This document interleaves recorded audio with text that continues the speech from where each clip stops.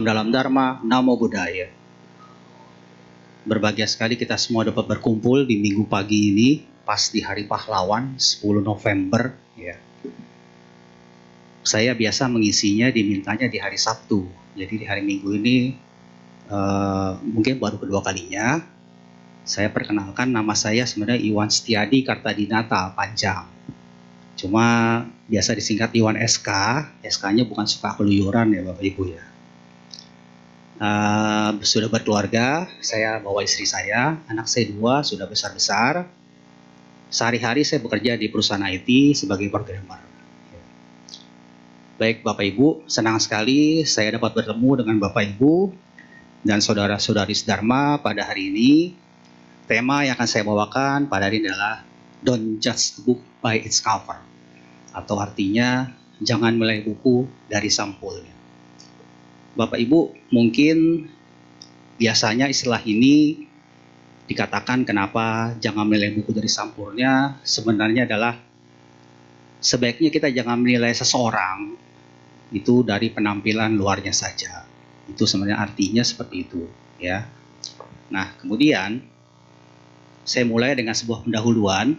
Menurut sebuah penelitian, seseorang itu otaknya itu hanya butuh 33 milidetik untuk memutuskan lawan bicaranya itu bisa dipercaya atau tidak.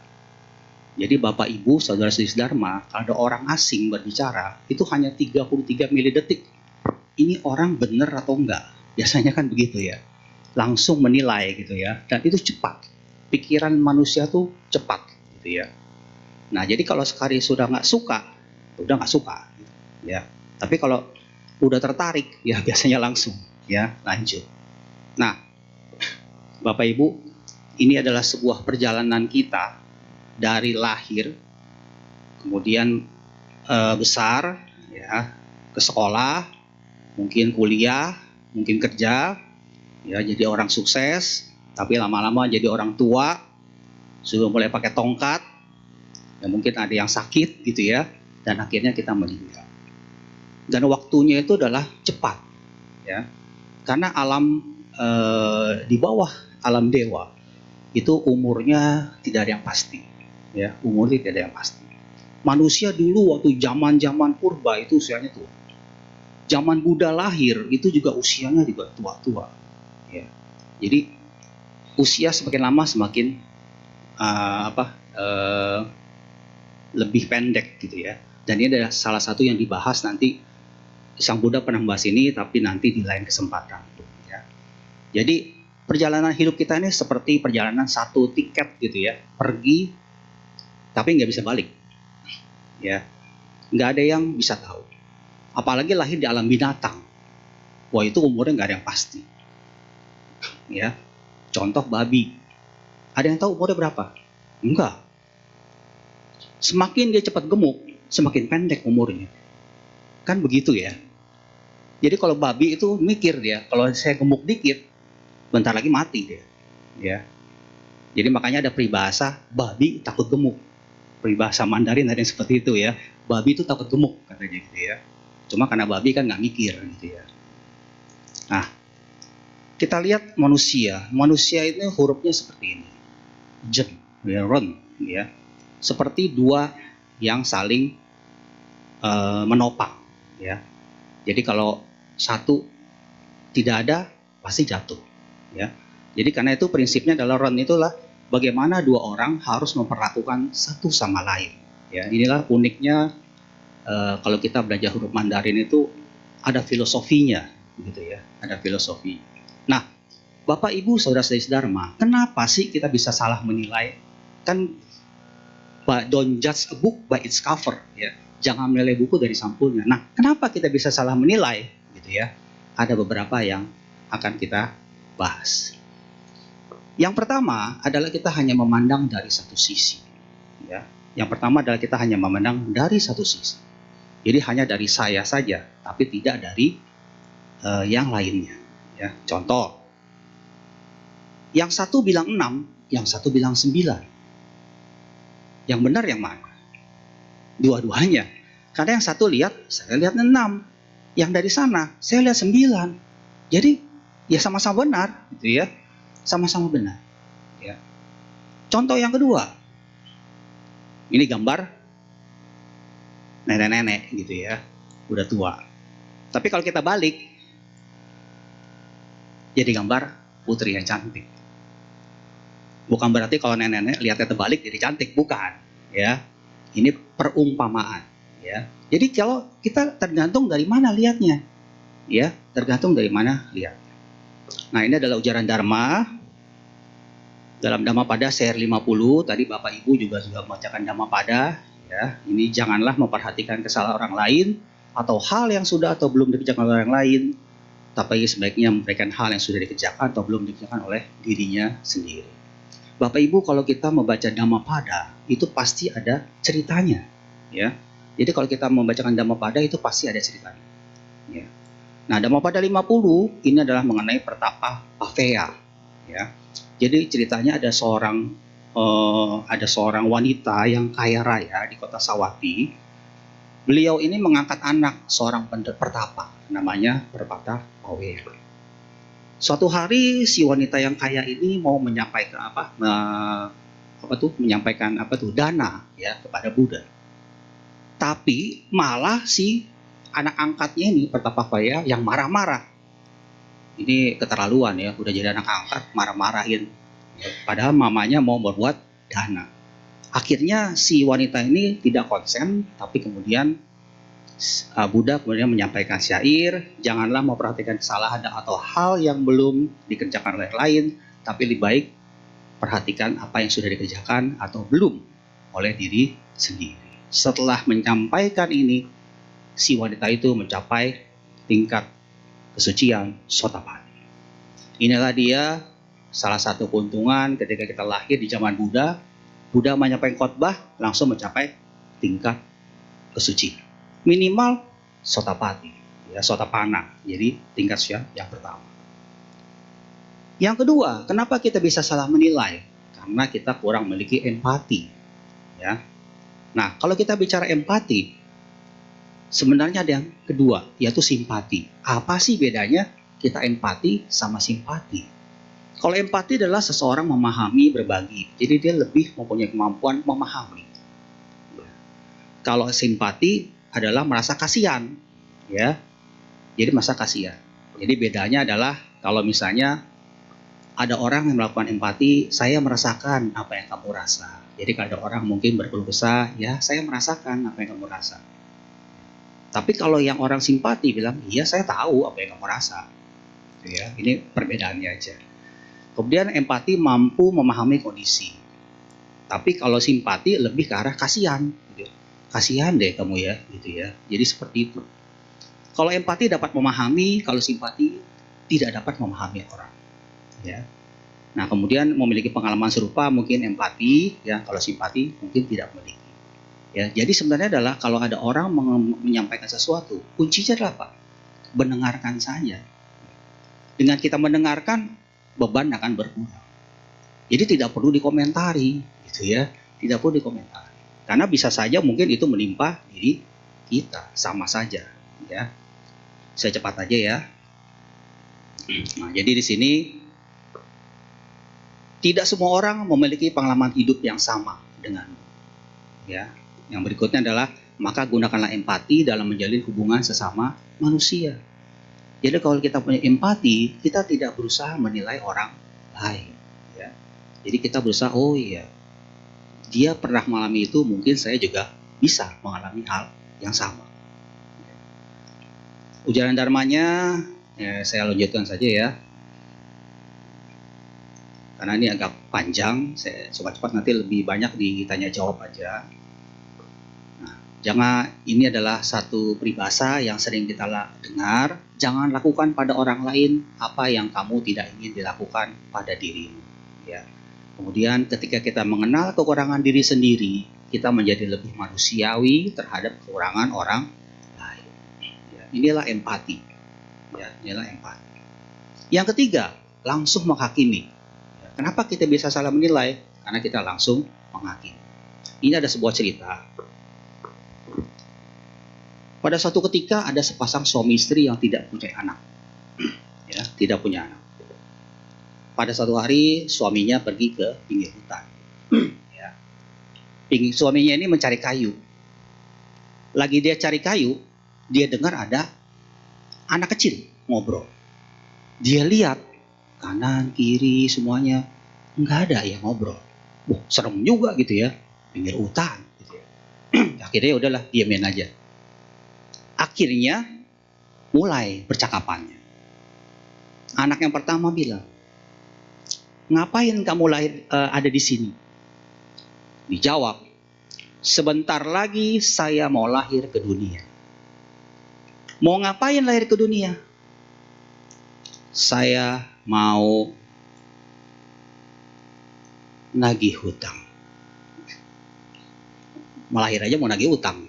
Ya. Terus yang ditanya, bertanya lagi, kalau kamu ngapain di sini? Saya juga sebentar lagi lahir ke dunia. Mau ngapain kamu lahir ke dunia? Saya mau bayar hutang, katanya. Yang satu mau nagih hutang, debt collector. Yang satu mau bayar hutang. Udah tuh, nggak lama udah nggak denger lagi suaranya. Udah pergi kali ya, udah. Nah kemudian si bapak ini pulang dan dia tidak cerita kepada istrinya. Dia cerita juga pasti dikatakan gila gitu ya. Ada orang ngobrol kok, anak ngobrol nggak ada orangnya. Udah biarin aja. Sebulan kemudian istrinya hamil. 9 bulan kemudian lahir anaknya. Wah, dengar tuh, wah gitu ya. Waduh, anak saya lahir. Lagi udah senang, ada lagi, lah kok dapat 2 gitu ya. Wah, kembar nih gitu. Wah, langsung dia ingat. Ini yang kembar, jangan-jangan yang ngobrol kemarin di hutan. Ya, kan dua-duanya mau lahir ke dunia katanya. Cuman saya nggak tahu yang mau nagih hutang yang mana.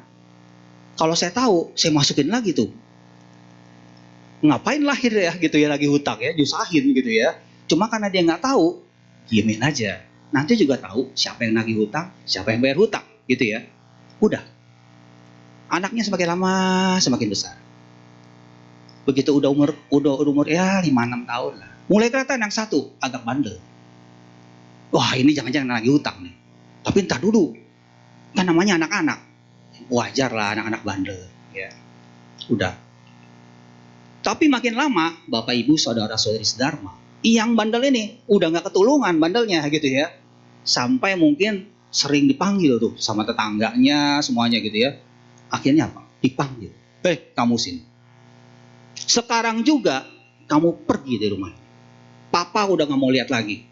Ya. Aduh Pak, jangan. Gak bisa. Sekarang juga pergi. Jangan balik-balik lagi. Katanya begitu. Ya sudah. Yang diusir pergi. Tinggallah anak yang nurut. Ya, yang nurut. Wah, seneng gitu. Apa tuh nggak pernah ngebantah, ya, nggak pernah buat, ya, nama keluarga baiklah. Tapi Bapak Ibu, saudara sedharma, setahun kemudian anaknya ini menderita sakit. Dia pergi cari dokter, cari tabib semua. Tidak ada yang bisa menyembuhkan anak. Sampai akhirnya dia jual ternaknya, dia jual kebunnya, terakhir dia jual tanah sama rumahnya. Sudah habis semuanya, dia pulang, anaknya jipo. Meninggal dunia.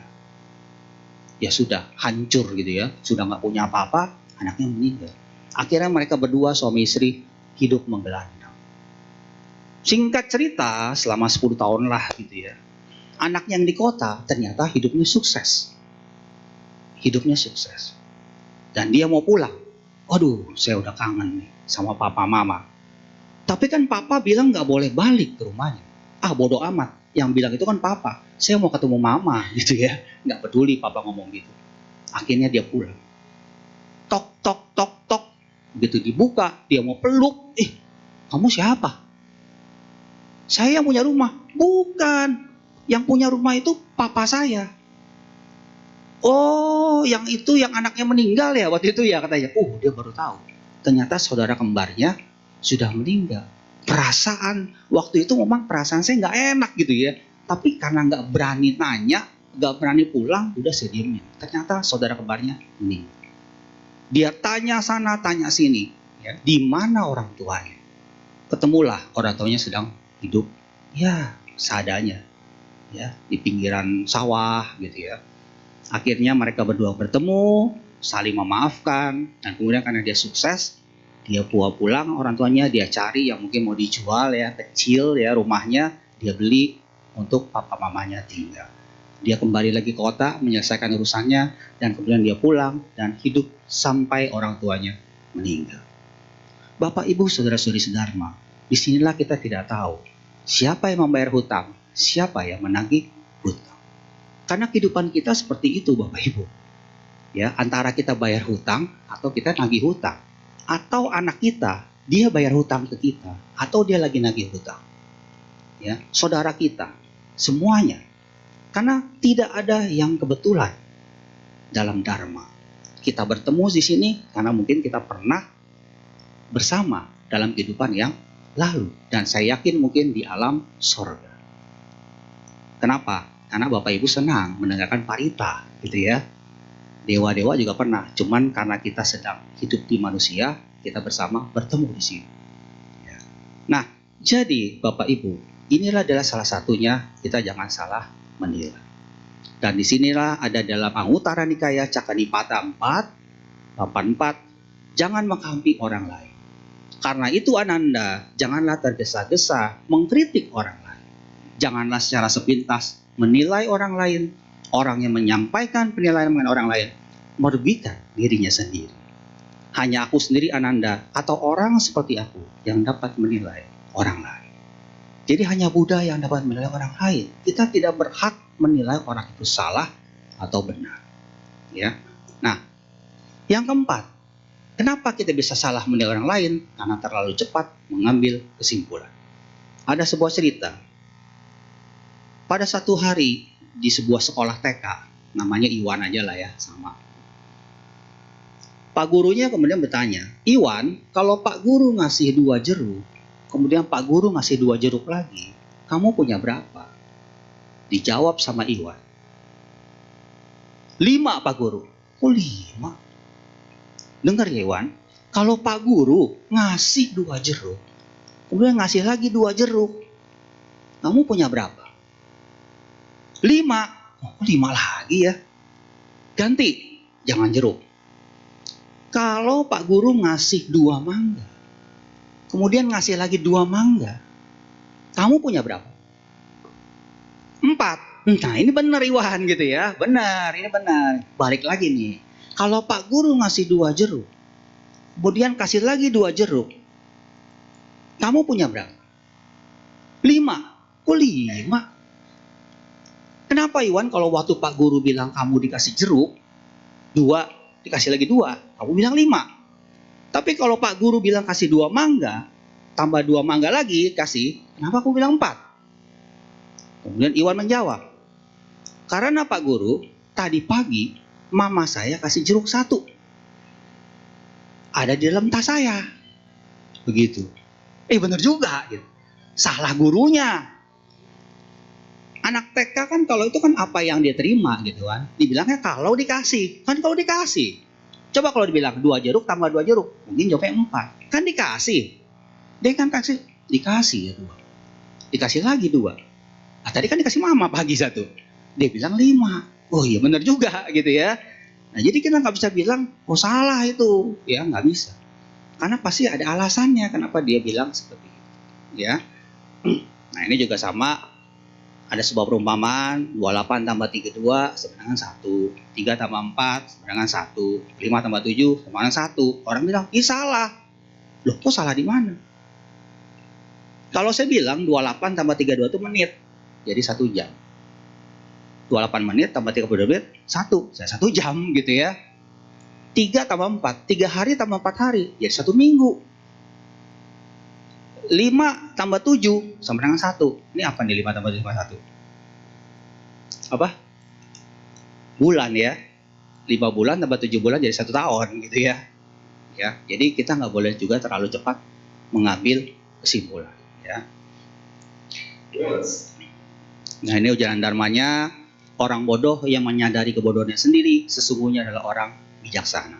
Sedangkan orang bodoh yang sombong atau menganggap dirinya bijaksana adalah orang yang sungguh bodoh. Ya. Ini ceritanya adalah Hadirin Dhammapada 63, kisah dua orang pencopet.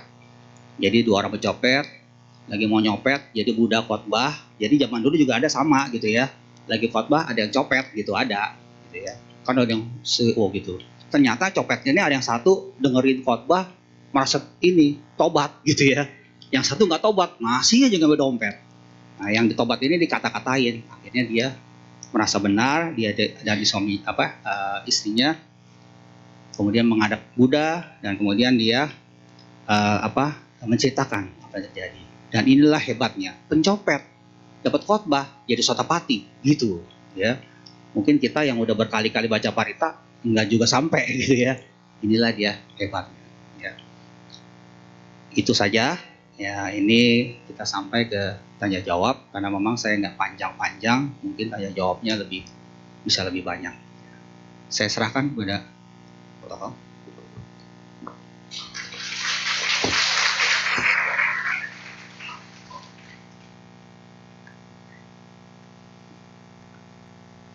Demikianlah sesi Dhammadesana yang telah disampaikan oleh Romo. Kini kita tiba saatnya ke sesi tanya jawab. Namun sebelum kita memasuki sesi tanya jawab, saya ingin mengumumkan sekilas untuk memindahkan mobil Wuling REV warna putih dengan nomor plat B1946 UNP.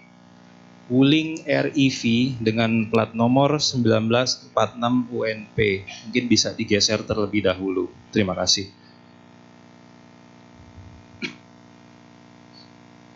Baik, Bapak Ibu, sebelum kita memulai sesi tanya jawab, kita kembali akan menyanyikan satu buah lagu. Kita buka kembali tuntunan buku Puja Bakti kita pada halaman 58. Kita akan menyanyikan satu buah lagu berjudul Kebijaksanaan.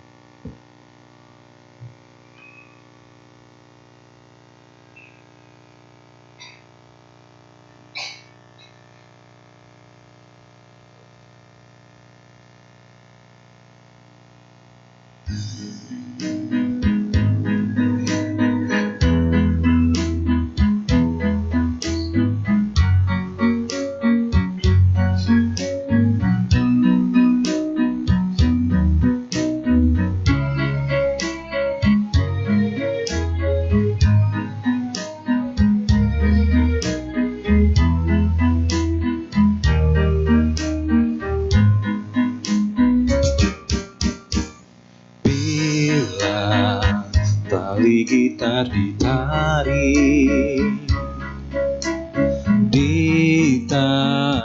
terlalu kencang, maka talinya kan putus atau bunyinya kan hilang. Lenyaplah suara dari lagu yang merdu. Bila tali gitar dikendurkan sampai kendur sekali, maka bunyinya kan sumbang atau suaranya kan hilang. Lenyaplah lagu yang merdu.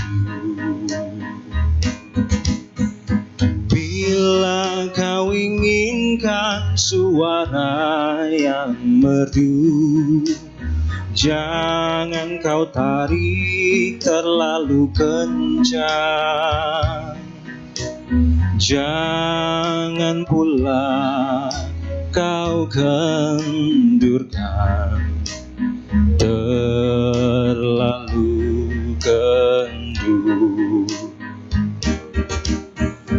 Orang yang memainkannya haruslah pandai menimbang dan mengira.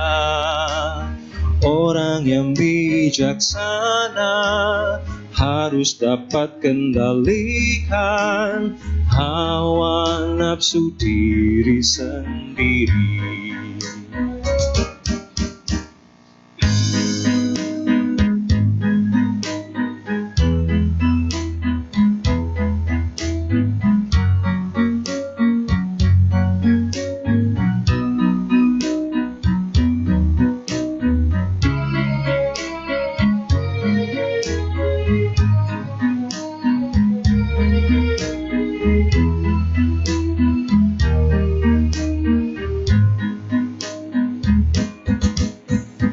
Bila kau inginkan suara yang merdu, jangan kau tarik terlalu kencang. Jangan pula kau kendurkan terlalu kendur. Orang yang memainkannya haruslah pandai menimbang dan mengira.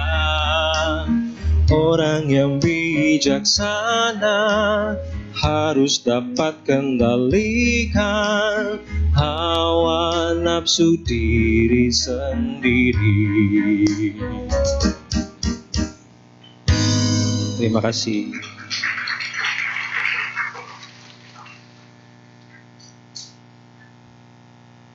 Baik, Bapak Ibu, kita akan buka sesi tanya jawab. Seperti biasa, sesi tanya jawab kita bagi menjadi dua. Bisa bertanya langsung, tinggal angkat tangan, nanti kita akan tunjuk, ataupun lewat kertas.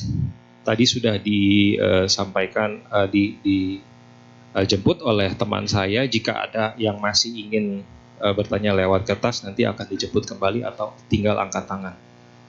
Baik, kita mulai sesi tanya jawab. Untuk yang pertama kali yang ingin langsung bertanya, boleh Pak, silakan Pak.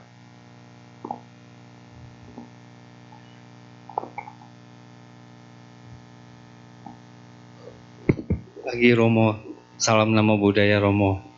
Ini saya mau ceritanya tentang fakta punya Romo ya. Ada seorang, dia dikatakan bahwa dia tuh bawa sial, dia ngelihat waktu segala macam, dia bilang, wah karma buruk ini, masa lalu kamu gini, ada karma yang tidak bisa membuat kamu bisa sukses. Lalu dia tuh ada satu keluarga, ibunya meninggal, terus bapaknya bilang, kamu anak sial. Udah begitu, terus diusir. Dia ke teman dia diajukan untuk kerja ke luar negeri.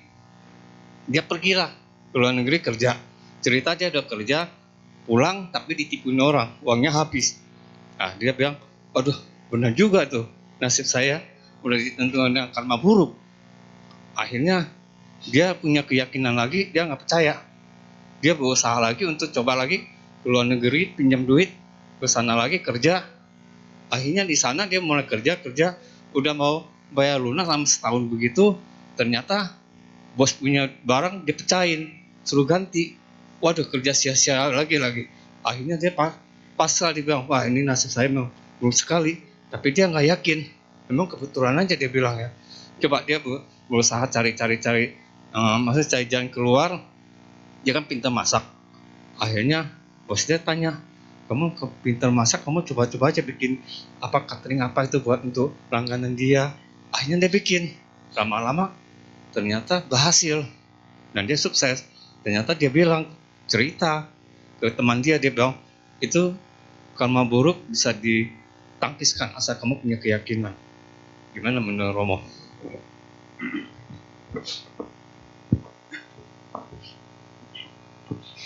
Ya, Bapak Ibu, saudara-saudara yang sempat di awal tadi saya sampaikan, kita ini hidup ini sebenarnya antara bayar hutang atau kita bayar hutang atau kita lagi terima hutang. Gitu ya. Jadi Bapak Ibu, memang sih ketika kita lahir Jadi kalau dalam kita sebagai orang Tionghoa gitu ya, itu orang sukses itu ada 4 H. Yang pertama adalah dia harus punya Homia. Mia itu adalah sesuatu yang dibawa dari lahir. Ho itu baik ya, bahasa Hokkien ya. Homia itu jadi sesuatu yang baik.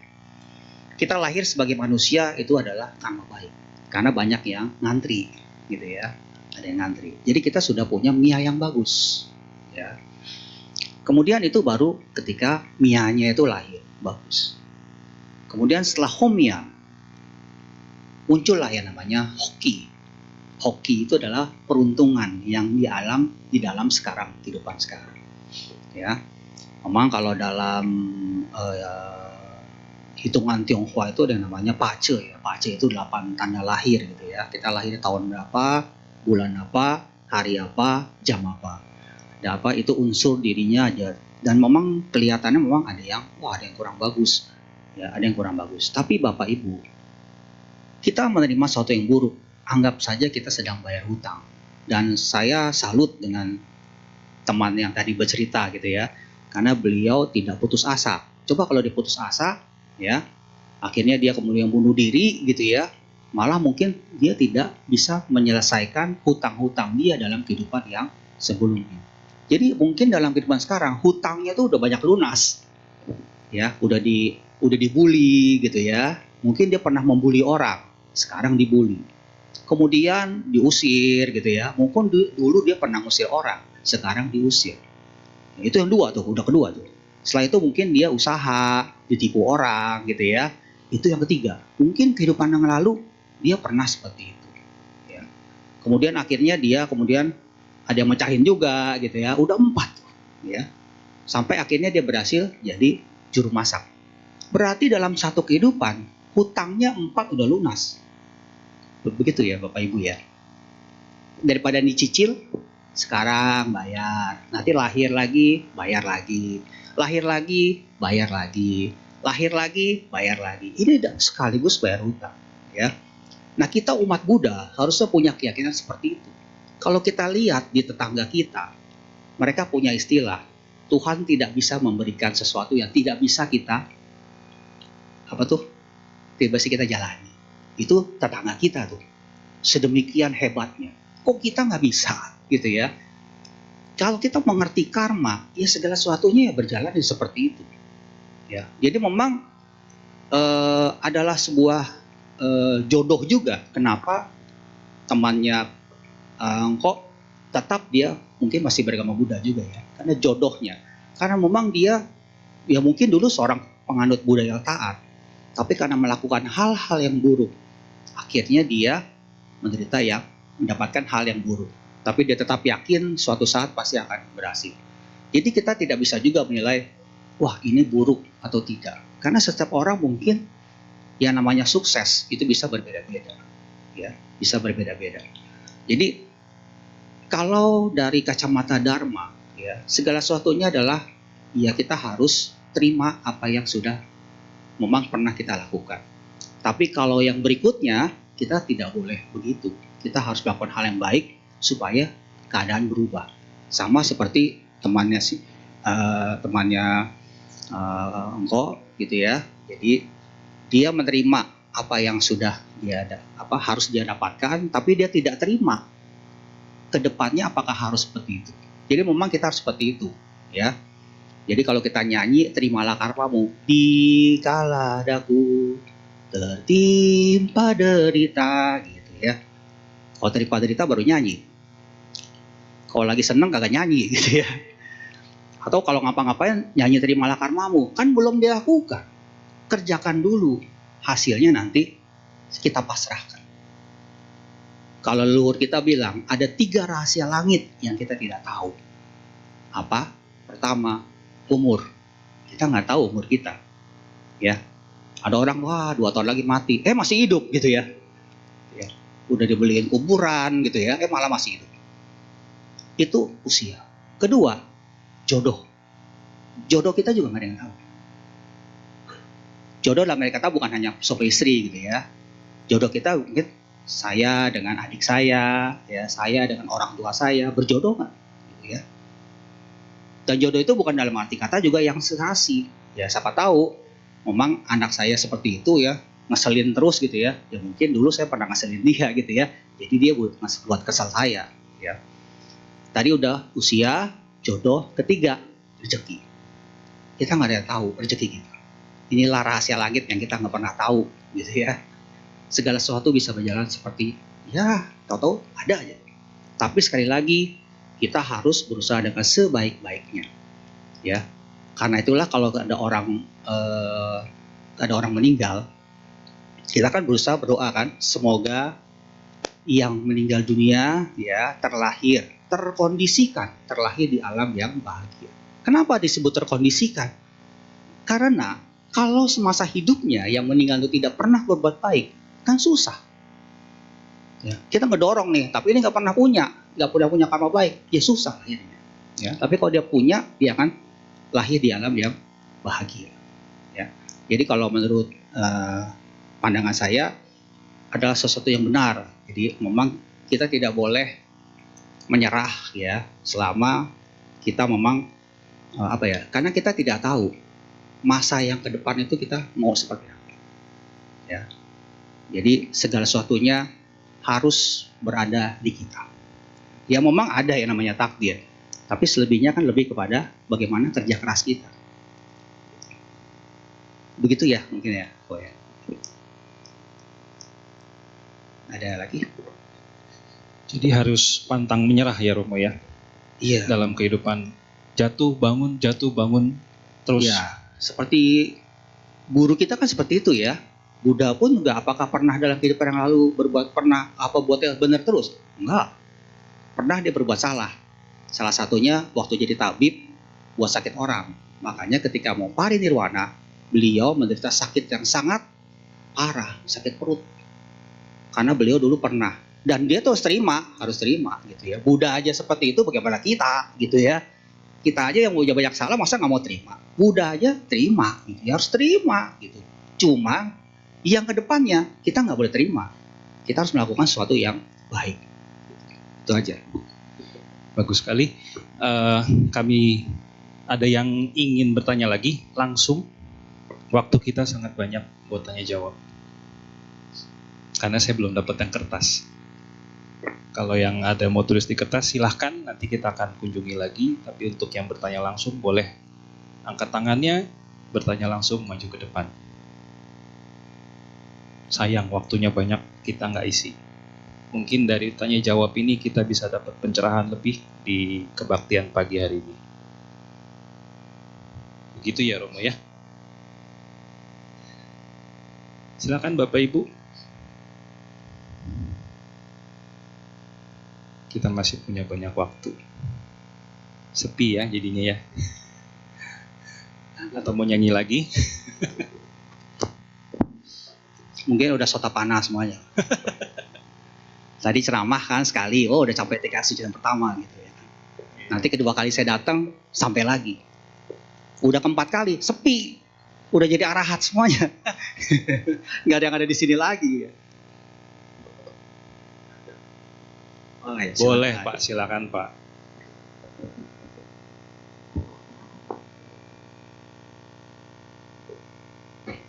Saya mau tanya tentang itu ya. Ada orang rajin sembahyang, ya, rajin ngencing segala macam, meditasi juga ikut, ya. Tapi dia punya sifat wataknya ya nggak bisa berubah, selalu berbuat kesalahan orang gitu ya. Padahal dia juga termasuk sering bakso segala macam, sering ikut. Apakah memang takdirnya memang selalu buat hal-hal yang buruk begini, suka marah-marah begitu loh. Jadi buat orang itu nggak senang. Apakah memang padahal dia tuh baca parita rajin, dia mungkin rajin, ikut kebaktian rajin, segala macam rajin. Tapi dia selalu berbuat hal-hal yang buruk gitu loh. Tanpa dia sadar atau gimana, memang udah takdir dia memang harus begini, berbuat karma yang buruk, gimana menurut Romo? Ya. Ini pertanyaannya singkot, sering mengamati orang nih. Pengamat. Ya, jadi Bapak Ibu kita sih berpikirnya yang positif aja. Ya. Dia sudah baca parita, semuanya baksol masih sering marah. Ya mungkin kalau kita harus pikir, mungkin kalau dia nggak seperti itu, mungkin udah banting-banting bangku gitu ya. Begitu aja gitu ya. Mungkin kalau dia nggak baca parita, nggak bakso semuanya, bisa saja mungkin kalau marah mungkin pukul orang. Ya, kalau sekarang mungkin masih mulutnya aja gitu kali ya, mulutnya apa segala gitu ya. Nah tapi ya tetap kita harus beri nasihat gitu ya, beri nasihat. Tapi ya juga kalau memang tidak bisa dinasihati, biarkanlah dia berintrospeksi. Ya, karena memang Bapak Ibu antara perbuatan baik sama perbuatan buruk itu memang satu hal yang ya bukannya plus minus gitu ya, bukan plus minus, bukan bayar-bayaran, bukan ya. Jadi munculnya memang bisa saat yang bersamaan ya. Ada cerita di zaman Buddha itu jadi ada satu alam peta. Jadi ini jadi ada seorang pencuri budiman. Jadi kalau dia tuh kehidupannya pencuri, nyuri. Cuman kalau saya cair sama Capgo, dia tuh sembayang. Keren juga gitu ya. Jadi Capgo dia nggak mau nyolong, nggak mau nyuri, sembayang dia, ya. Dan akhirnya apa? Akhirnya si orang ini lahir di satu alam peta yang khusus, ya. Jadi waktu siang seperti di sorga, waktu malam seperti di neraka. Ya karena dia buatnya begitu gitu ya, antara buat baik atau tidak. Jadi ya begitu dah. Wah, di sorga. Begitu malam, kayak neraka gitu ya. Dia hidup di alam seperti itu, ya. Nah, jadi Bapak Ibu tentunya ya kalau sekali-sekali berbuat satu yang buruk ya tetap harus kita sadari aja kalau memang itu ada yang salah ya. Cuman memang kan setiap orang kan punya sesuatu yang berbeda ya. Mungkin dia belum sampai ke tingkat bagaimana dia bisa merubah dirinya sendiri ya. Atau mungkin ada persoalan ya di keluarganya atau apa yang mungkin dia akhirnya jadi tercetus gitu ya. Nah, inilah yang perlunya kita memang ya menyadarilah ya kalau memang seperti itu ya janganlah kita kemudian berusaha menyalah-nyalahkan, mungkin dia nanti jadi tidak mau melakukan hal yang baik ya, sudah baik ya sudah ya, cuman kita paling nasihati ya jangan terlalu di publik lah gitu ya, mungkin seperti itu aja gitu ya, karena kan setiap orang punya sesuatu yang berbeda, ceritanya berbeda-beda setiap orang ya. Itu aja sih mungkin kok. Baik, Bapak Ibu ada yang lainnya?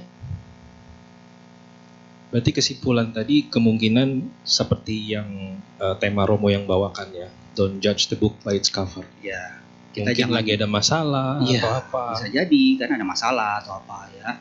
Atau mungkin dia punya penyakit darah tinggi gitu kan, kita nggak tahu. Gitu ya. Darah tinggi kan cepat marah, gitu ya. Atau dia mungkin ya macam lah gitu ya, macam-macam lah gitu ya. Baik Bapak Ibu, masih ada lagi yang ingin bertanya?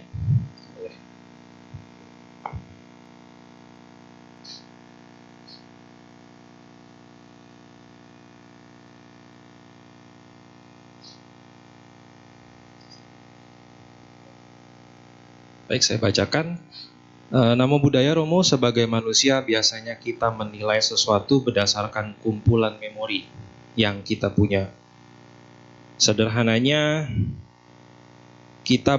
otak kita berpikir berdasarkan pengalaman yang semakin lama telah menjadi konsep.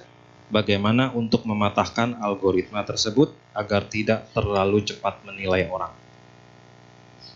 Ya baik. Ini pertanyaannya bagus gitu ya. Jadi menggunakan pikiran. Nanti kapan-kapan saya mungkin ceramah mengenai hal ini ya. Jadi dalam salah satu ilmu hipnoterapi, mungkin pernah dengar ya hipnoterapi. Kalau yang seperti Romi Rafael itu juga seperti hipnoterapi, cuma digunakan pada kondisi yang menurut saya kurang bagus gitu ya. Karena setiap orang bisa dibuat tidak mungkin kondisinya bukan tidak sadar, dia sadar tapi dia mengeluarkan alam bawah sadarnya ya. Setiap dari kita punya alam bawah sadar, pasti. Bahkan mungkin Bapak Ibu contoh. Siapa di sini yang mungkin ke kantor bawa mobil, kendaraan mobil, bukan bawa ya, naik ini gitu ya. Bawa mobil kan berat. Naik mobil. Kalau udah sering ke kantor naik mobil ini, diajak ngobrol bagaimanapun, sampai nggak ke kantor? Sampai. Udah nggak tahu lagi gitu, ya kan? Karena sampai. Bahkan mungkin nih mau ke wihara aja, kebiasaan, sampainya ke kantor dulu. Kenapa gua ke kantor ya? Gitu ya. kan mau kuwihara gitu ya. Akhirnya gitu. Kenapa? Alam bawah sadarnya bekerja. Alam bawah sadar bekerja. Ya, setiap orang punya alam bawah sadar. Dan menurut penelitian sampai umur 3 tahun, anak-anak itu tidak punya, jadi memorinya itu adalah memori yang di bawah dalam kehidupan yang sebelumnya. Ya, karena itu Bapak Ibu yang mempunyai anak sampai umur 3 tahun itu jangan sampai mereka punya pengalaman yang buruk, ya, pengalaman yang buruk. Karena itu nanti akan kebawa terus dalam kehidupan yang sekarang, ya. Jadi kadang-kala itu memang kita punya pengalaman-pengalaman yang dibawa dalam kehidupan yang lalu. Nah, ini memang salah satunya adalah mungkin bisa dengan meditasi, ya, kemudian juga dengan berusaha menyelami, dan juga kalau memang kita ada sebuah kesalahan, berusaha kita harus bisa memaafkan diri kita sendiri. Saya pernah bawakan tema ini di kebaktian hari Sabtu, berdamai dengan diri sendiri, ya. Jadi mengenai pikiran ini memang sesuatu yang menarik gitu ya, menarik. Kenapa? Karena agama Buddha mempelajari mengenai pikiran, tapi ini malah dipakai oleh yang lain sehingga mereka lahirlah ilmu yang namanya hipnoterapi. Padahal ini ilmunya agama Buddha, ya. Jadi bagaimana supaya bisa kita ini, ya, kita berusaha menanamkan pikiran-pikiran yang positif, ya, yang positif. Kalau misalnya kita berpikir positif, ya, saya sehat, saya ini, ya sehat. Makanya kan kalau misalnya kayak lagi orang sehat misalnya, lagi sakit, kita kunjungi, sebenarnya udah mulai sehat tuh dia. Padahal belum dikasih obat. Atau ke dokter, kayaknya udah sehat, padahal belum dicek. Karena sugesti kita ke dokter sehat. Pikiran tuh begitu, ya. Pikiran tuh memang bisa dimainkan, ya. Kamu nanti kalau saya, gini ya, ngelihat yang kue tar, kamu nggak mau makan gitu ya, nggak mau makan gitu, ya, bisa seperti itu. Mungkin kalau sekarang sih saya hanya bisa menyampaikan adalah dilawan dengan pikiran-pikiran positif, jangan biarkan yang negatif-negatif berkembang, ya, karena bisa gitu ya. Jadi namanya sugesti, ya, sugesti, ya. Afirmasi. Jadi kalau di kita tuh ada namanya, di Buddhis itu namanya aditana, tekad gitu ya. Tekadnya bagaimana? Oh, saya mau yang baik, lakukan hal yang baik. Jadi yang baik terus, ya. Jangan yang buruk-buruk dimunculkan. Karena memang pasti itu ada muncul, ya. Mungkin itu saja yang saya bisa jawab, karena ini agak sedikit bermain dengan pikiran gitu ya. Tapi yang penting adalah bagaimana kamu bisa dalam ini menanamkan hal yang positif. Kalau muncul dalam pikiran, jangan dibuang aja. Ya. Saya benci sama orang, oh enggak. Kamu kenapa sih benci sama saya, gitu ya? Oh gini, ya udah, saya nggak benci sama kamu, gitu ya. Kita berbicara, gitu ya. Pikiran kita yang berbicara. Yang nggak usah diomongin. Entah kalau ngomongin, ini orang ngapain ya? Jangan, gitu. Ntar saya orang gila lagi. Ya. Dalam hati saja. Ya. Itu aja saya bisa jawab. Baik, Bapak Ibu, ada lagi? Boleh, tambah banyak. Mari. Yang itu dulu. Oh, kertas ya?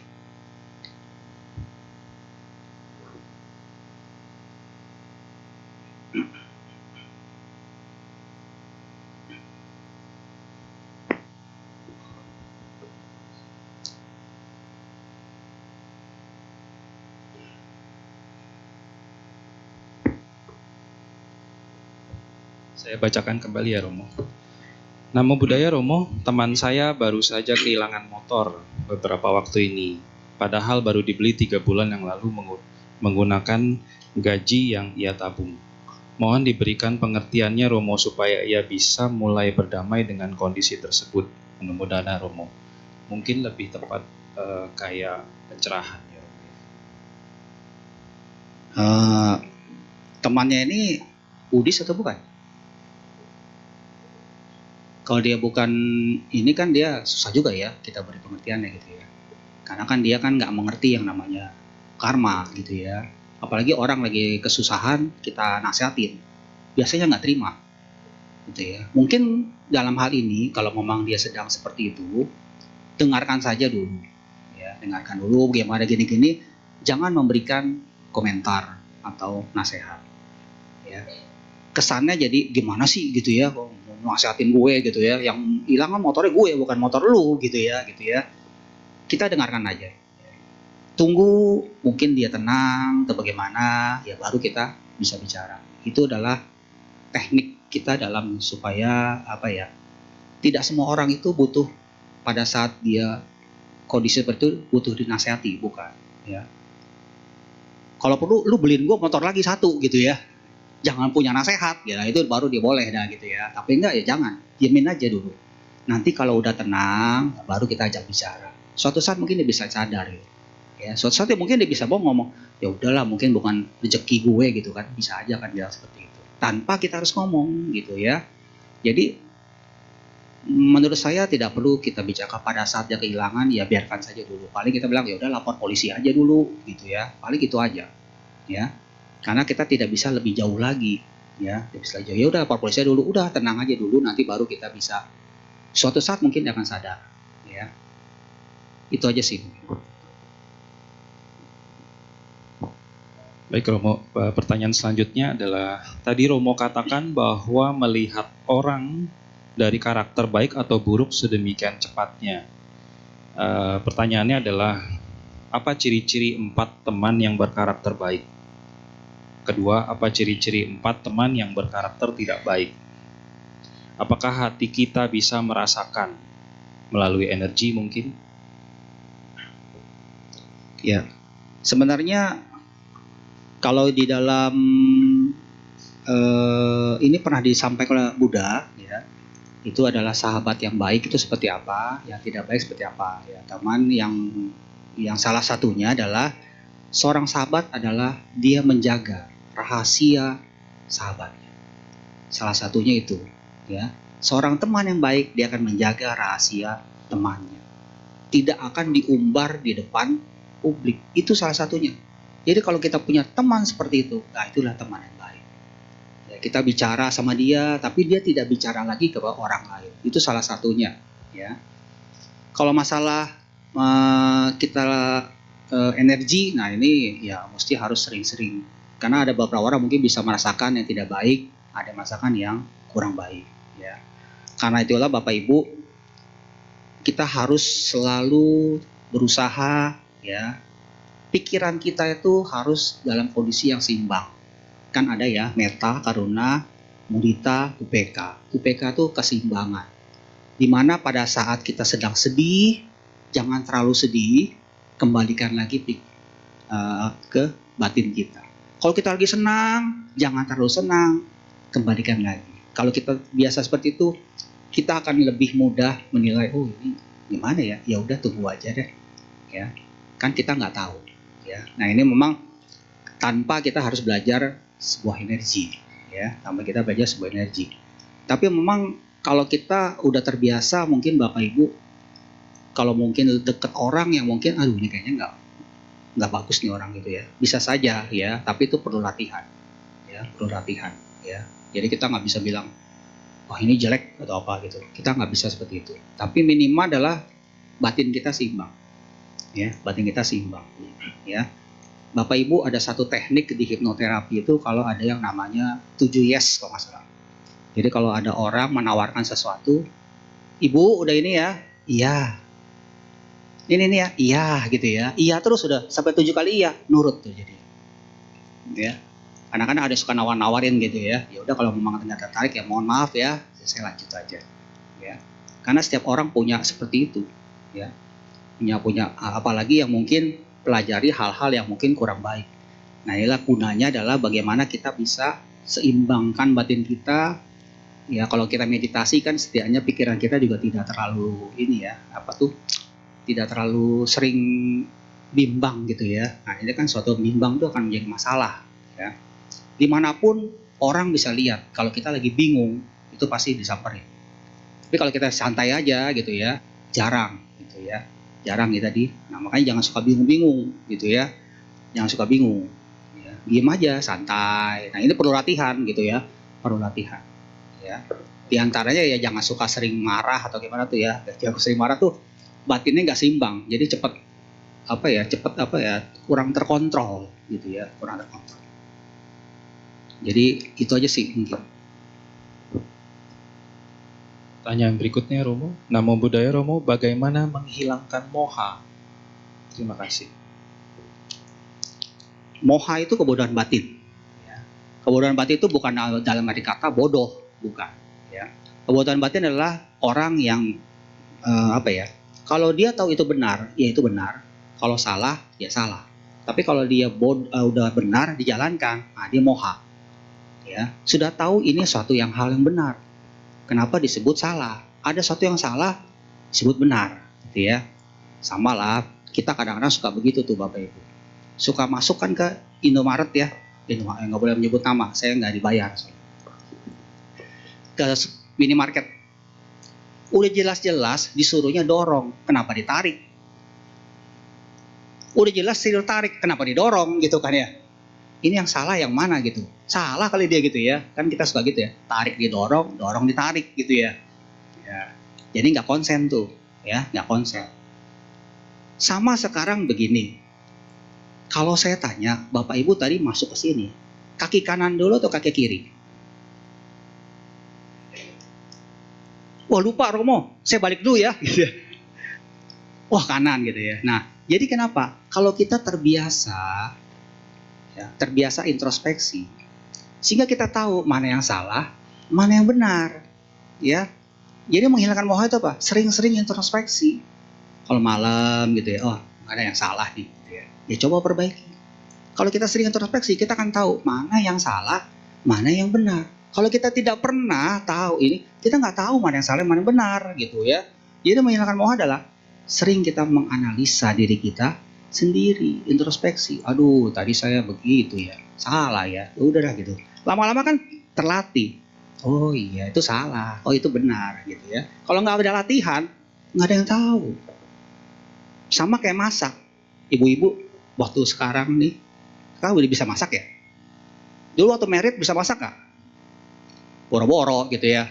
Boro-boro bisa masak. Waktu masak itu, sayur asem.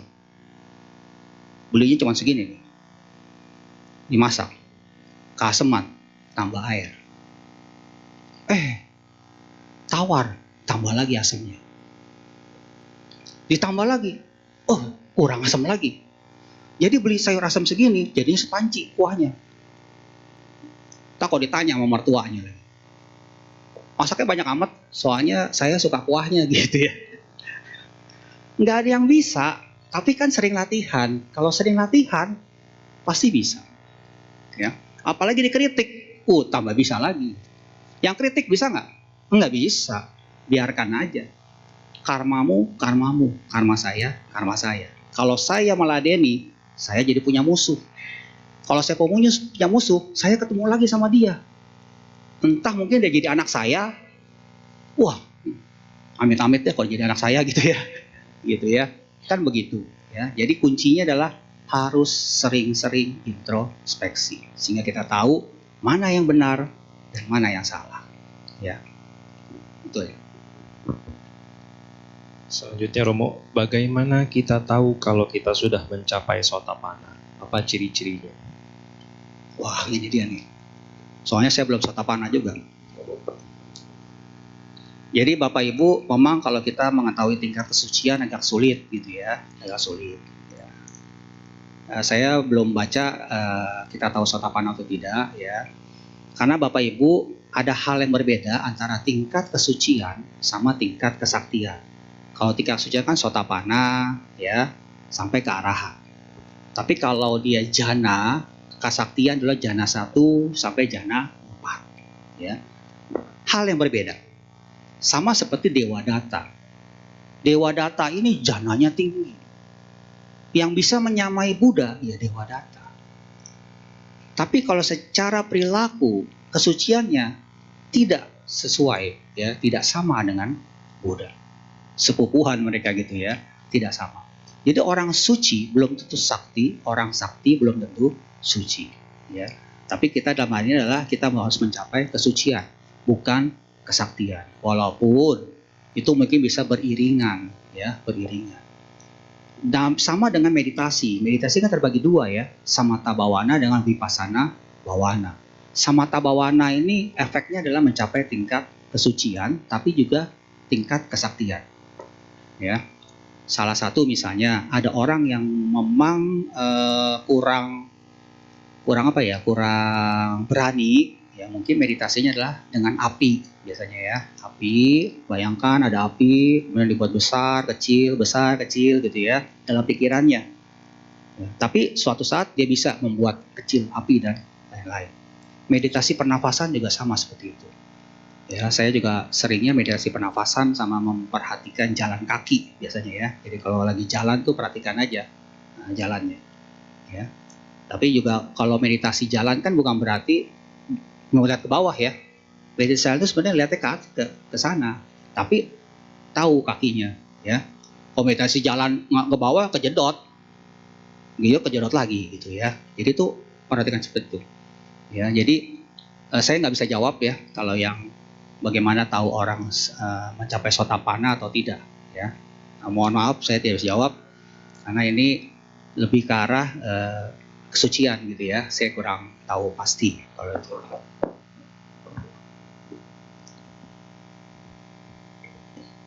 Pertanyaan berikutnya Romo, Namo Buddhaya Romo. Seringkali ego kita yang membuat kita salah menilai atau terlalu cepat menilai orang lain atau suatu keadaan. Mohon pandangannya Romo, bagaimana kita mengendalikan ego dan pride. Pride itu mungkin bangga dalam menyikapi segala sesuatu. Ya, ini masalah ego memang adalah satu hal yang memang sebenarnya kita semuanya punya gitu ya. Dan tentunya kita sebagai umat Buddha tentunya memang harus bisa mengendalikan ego kita ya, mengendalikan ego kita. Bapak Ibu, kalau saya di kantor, saya tuh berhak loh. Saya bisa bilang kamu tuh kurang bagus atau tidak gitu ya. Tapi kalau saya sebagai kegiatan sosial, kita tidak boleh seperti itu ya. Jadi kalau dibilang kenapa sih Romo mau sih ceramah gitu ya, padahal belum tentu loh datang dijemput pulang diantar gitu, belum tentu gitu ya. Kalau Bante kan pasti gitu ya, atau kan ada Dayaka. Kalau kita pandita, nah inilah dia kalau pandita di agama Buddha, kita tuh ya bekerja secara sosial ya. Bekerja secara sosial, bahkan setiap hari pun kita harus bekerja gitu ya, tapi tidak melupakan satu karma yang baik. Bapak Ibu pun juga sebenarnya juga melakukan hal yang baik. Baca parita tuh melakukan hal yang baik. Ya. Kalau tidur Bapak Ibu suka baca parita? Mau tidur ya, bukan tidurnya. Kalau tidur baca parita ngigo. Mau tidur baca parita nggak? Baca. Bacanya apa? Kadang anak-anak kita suka tanya tuh, mau makan paritanya apa ya? Kalau kita di altar, kita berdoanya apa ya? Gitu ya. Anak-anak muda kita banyak yang tanya seperti itu. Kalau mau tidur biasanya kita yang paling simpel tuh ya pelimpahan jasa. Ya, jadi etawata cearehi sambetang punya sampedang. Sabe dewa numodantu sabe sampati sidia kepada para dewa. Etawata ceamehi sambetang punya sampedang. Sabe buta numodantu sabe sampati sidia kepada elemen. Buta itu adalah sebagai etawata celanehi sambetang punya sampedang sabe sata numodantu sabe sampati sidia kepada semua makhluk. Bapak Ibu, kita bacakan itu yakin banyak makhluk-makhluk yang tidak kelihatan merasa senang dibacakan karena mereka butuh itu ya. Butuh juga ada orang membacakan parita. Jadi Bapak Ibu sebenarnya ada dharma duta, cuman memang tidak langsung di sini gitu. Tapi itu dharma duta. Sering-sering mengucapkan parita, sering introspeksi, yakin Bapak Ibu akan mendapatkan berkah dalam kehidupan yang sekarang maupun yang akan datang. Itu yang harus kita yakini. Ya, itu harus diyakini. Bukan berarti kalau kita sembahyang tidak terkabul. Jangan juga punya pikiran seperti itu. Ya. Karena mungkin karmanya belum muncul gitu aja. Ya. Ada orang mungkin sekarang senang, kok dia nggak melakukan apa-apa hidupnya senang? Ya karena dia sedang menerima karma yang sebelumnya. Setelahnya ada yang tahu nggak? Nggak ada yang tahu. Nggak ada yang tahu. Karena itulah, kalau ada kesempatan berbuat baik, jalankan. Saya sering mencontohkan ada orang punya uang goban sama gotiau. 5 juta sama 50 ribu. Sama-sama hilang uang 50 ribu. Yang paling kesel yang mana? Yang punya uang 50 ribu. Punya satu-satunya acan, hilang gitu ya. Goban satu-satunya. Padahal udah masukin, hilang. Gimana? Tapi yang punya uang gotiau 5 juta, hilang goban. Merasa kesel gak? Ya enggak lah. Anggap aja buang sial gitu ya. Gitu ya. Udah, kamu anggap aja gobannya hilang, buang sial. Itu bukan buang sial, itu sial beneran. Punya uang goban, hilang goban gitu kan. Kan sial beneran kan namanya ya. Bukan buang sial lagi. Kalau buang sial mungkin ya itu. Nah Bapak Ibu, ibarat adalah kita punya uang banyak sama uang sedikit. Sama-sama hilang uang yang sama. Efeknya beda. Orang punya karma baik melimpah sama karma baik yang pas-pasan. Kena satu yang sama, yang pas-pasan yang lebih terasa, wah kok kayaknya saya sering sembahyang tapi nggak ini gitu ya. Ya berarti kurang karma baiknya. Itu aja.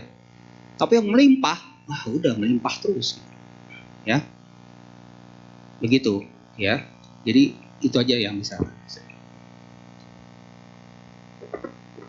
Baik, pertanyaan lewat kertas sudah habis. Waktu juga sudah mepet. Romo, apakah ada konklusi atau kesimpulan yang disampaikan? Terima kasih ya. Jadi kesimpulannya, pertama jangan memandang hanya dari satu sisi. Yang kedua, menumbuhkan rasa empati. Yang ketiga, jangan langsung menghakimi. Yang keempat, jangan terlalu cepat mengambil kesimpulan. Ya. Jalan dharmanya saya skip aja. Ada quotes. Ya. Jangan menilai buku dari sampulnya karena setiap buku punya kisahnya sendiri. Jangan menilai orang dari luarnya karena setiap orang punya ceritanya sendiri. Ya, setiap orang punya ceritanya sendiri gitu ya. Jadi kita nggak bisa menilai orang itu salah atau benar. Dan yang terakhir, tetaplah menjadi baik walaupun namamu sudah buruk di cerita orang lain. Walaupun kita udah diomongin di mana-mana, tetap kita harus berusaha berbuat baik. Ya biarkan saja orang berbicara buruk kepada kita, kan itu karmanya dia. Kalau kita tanggapi, jadilah kita yang buruk juga gitu ya. Sama saja. Jadi biarkan saja segalanya berproses. Pesannya, menilai boleh, menghakimi jangan. Percaya diri penting, tapi sadar diri jauh lebih penting. Ya, inilah dia tadi ada yang bertanya ya, bagaimana supaya menghilangkan ego, kita harus bisa sadar diri gitu ya, sadar diri. Supaya kita tidak, egonya juga hilang. Orang lain mungkin salah, tapi ingat, kita pun juga tidak selalu benar gitu ya. Orang bisa salah, tapi kita kan juga nggak selalu orang yang jadi benar gitu ya. Bisa jadi kita juga salah. Cukup berusaha untuk menjadi baik tanpa merasa diri paling baik. Oh, saya udah paling baik. Jangan juga. Egonya jadi naik. Ya. Itu saja yang saya sampaikan pada kesempatan kali ini. Sebelumnya mari kita semua bersikap anjali.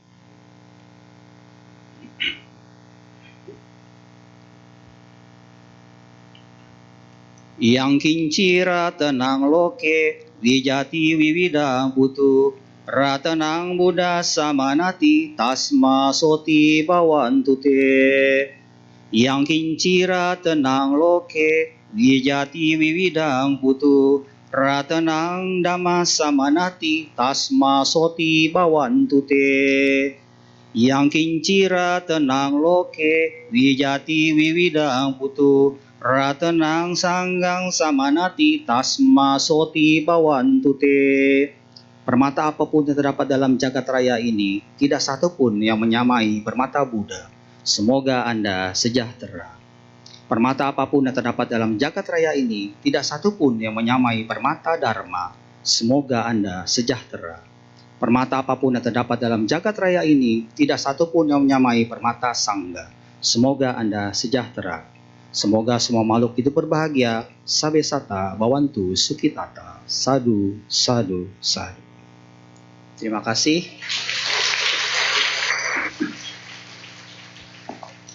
Demikian yang saya sampaikan. Ingat, tetaplah berbuat baik hingga akhir, ya. Karena kalau Bapak Ibu baca Facebook saya, itulah dia tema saya, moto hidup saya, ya, jangan lelah berbuat baik, tetaplah baik hingga akhir. Karena segala sesuatu yang menentukan adalah diri kita sendiri, bukan orang lain. Terima kasih. Sebelumnya terimalah salam dalam Dharma, Namo Buddhaya. Namo Buddhaya. Terima kasih Romo atas